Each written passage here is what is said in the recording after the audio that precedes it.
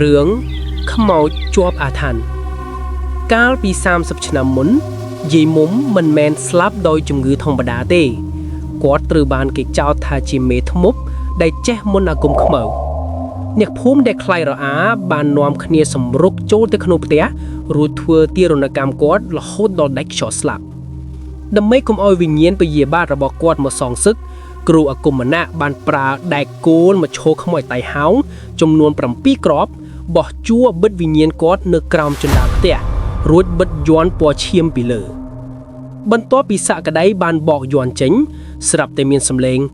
ក្រាំងទ្វារផ្ទះទាំងអស់បានបិទជិត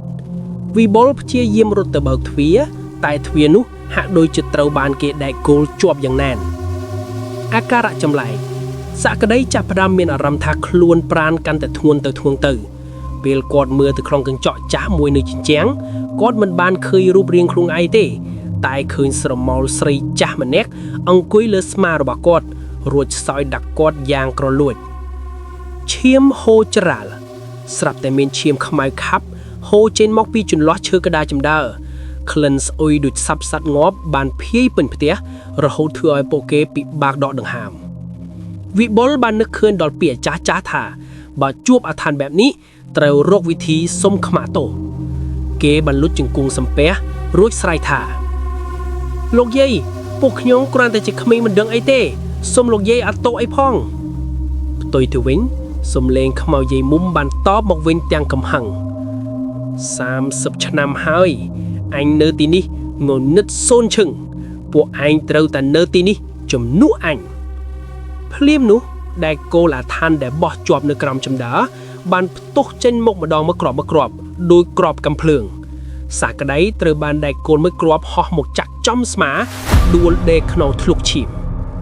ក្នុងពេលដែលវិញ្ញាណយាយមុំរៀបនឹងក្រសោបយកជីវិតអ្នកទាំងពីរស្រាប់តែមានពន្លឺព្រះអាទិត្យជះមកតាមចន្លោះដំបូលផ្ទះដែលធ្លីវិញ្ញាណនោះក៏រលាយបាត់ទៅវិញភ្លាម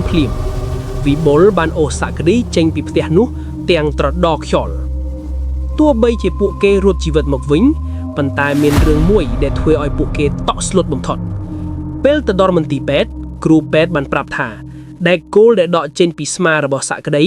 គឺជាដែកគោលបុរាណដែលមានអាយុកាលរាប់សិបឆ្នាំមកហើយនិងមានសរសេរឈ្មោះសក្តីនៅលើដែកគោលនោះទៀតផងហាក់ដូចជាយាយមុំបានដឹងមុនថាគេនឹងមកទីនេះរហូតមកដល់សប្តាហ៍ថ្ងៃផ្ទះឈើនោះនៅតែស្ថិតនៅទីនោះដដែលប៉ុន្តែគ្មាននរណាម្នាក់ហ៊ានចូលទៅជិតទៀតឡើយអ្នកភូមិជឿថាទោះបីជាយ័ន្តបានបិទវិញក៏ដោយតែអាថ័ន្តនោះបានឆ្លងទៅជាប់នឹងខ្លួនមនុស្សដែលបានប៉ះពាល់វាបាត់ទៅហើយ